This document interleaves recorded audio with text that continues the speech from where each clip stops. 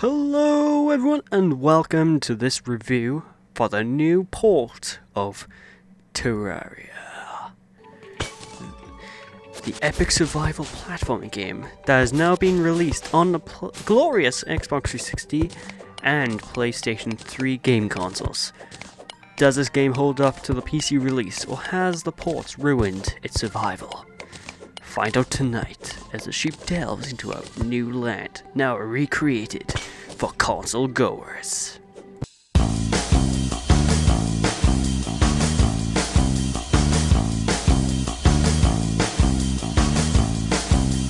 Sheepndane! Gameplay.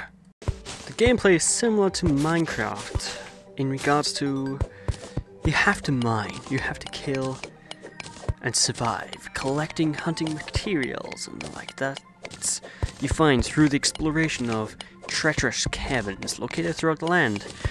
However, unlike Minecraft, this has one very major difference, and that's the fact that it's a two-dimensional game. That means everything here is rendered on a 2D plane, and it controls kind of like a mixture of Mario, Minecraft, and any 2D platformer, which kind of works.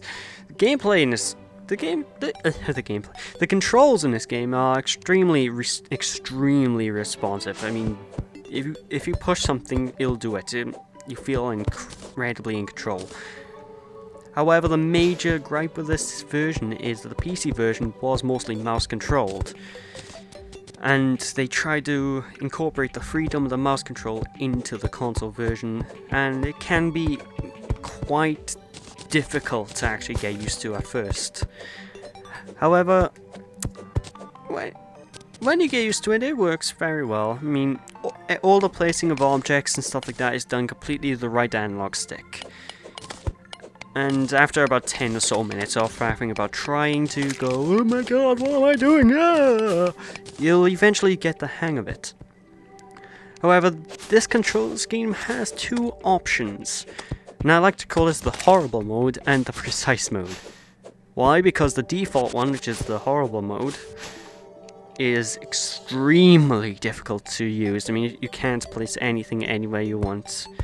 It is pretty good for aiming bows and arrows though, I'll give it that, but for actual placing objects, don't use it. But if you right click the analog stick, the right analog stick, boom, goes the dynamite, and there you are. It controls just like you're using the mouse in the PC version. Difference being that you can't move the cursor further away than where your character can reach, which actually helps out a lot when building stuff, so because then you know, okay, this is my limit, this is how far I can actually build stuff. Which means I need to find a way to get up to X, Y, or Z place. So it works. And exclusive to this version is a co-op split-screen mode. It's identical to the online mode of the game, except for the fact it's split-screen. I mean, you can sit next to someone and go, alright mate, yeah, grab a few drinks, have a nice laugh, you know. But yeah, it works extremely well, and overall the gameplay is practically identical to the original game. So, no complaints here for that. Presentation.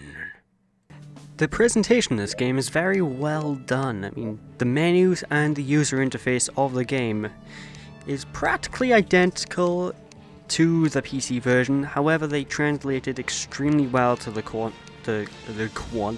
console ports of the game, and they are extremely easy to navigate despite the fact you're now using a controller instead of keyboard and mouse. This game offers a surprisingly in-depth character customization options, which means you can practically pick out tons and tons of ways to make your character look, which includes multiple hairstyles, multiple color schemes. You can change your skin. I mean, you can transform into a freaking mechan if you wanted, or better yet, a smurf. I mean, it's pretty insane. The worlds are randomly generated, but you do have a bit of option over them, so you can actually choose You can choose how large the worlds themselves are actually going to be. Woo. And of course, you can build stuff in-game and add to the world yourself manually. But overall, it's a very well done game. It's very nicely presented, it's got some nice graphics to it, and it's unique. You know, it's got this unique style to it, which works extremely well for what it is. The console version of this game also has a number of exclusive extras, such as new armor, and I believe they have like a pet system that's new as well. Don't quote me on this, I haven't actually gotten far enough for that yet. I'm not the best of this game, so... But there's a little bit of extra information for you. There's some extra... If you're getting the console version and you already own the PC version, you do get some extra stuff, so... yeah. Story. This game's story is practically identical to Minecraft in the fact you have no story. However, it's pretty fun to actually make a story yourself. For example, for me, our hero Carrot Cake, Kaka Carrot Cake, is stranded on a distant planet called Super Sand and has heard rumors of an evil person thing called Freezy Pop, and thus he must stop his tyranny. Granted, this plot is complete rubbish, but you know, you get the general idea about it, you know, the gist, if you will. So yeah, that's that for the plot. There's really nothing else. Sound!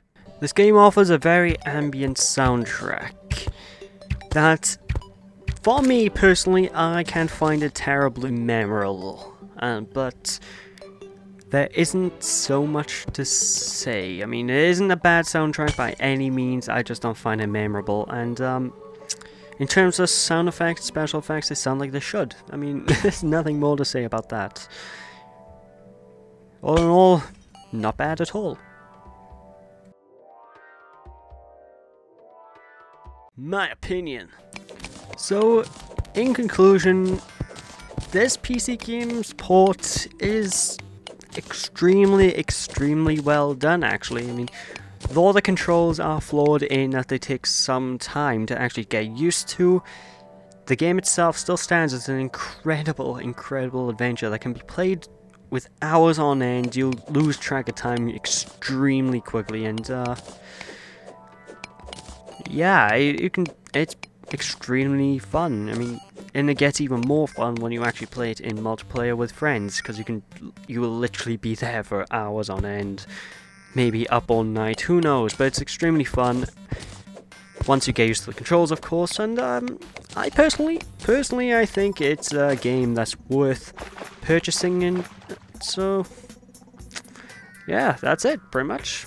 A game worth purchasing, pick it up if you feel like. It's not that much, I don't believe. I mean, I think it's like 800 points. I could be wrong there, I haven't actually checked the actual points, how much it costs. But for what it is, I'm pretty sure it's worth the money, so give it a try. And before we finish up this video, do you guys want a chance to win a free copy of Terraria? We have 2 copies to give away.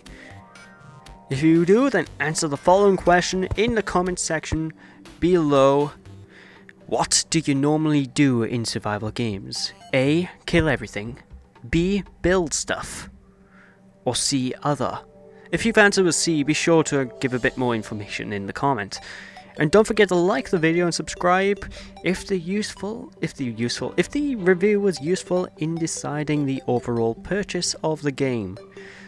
So, thanks for watching, I'll see you again, bye.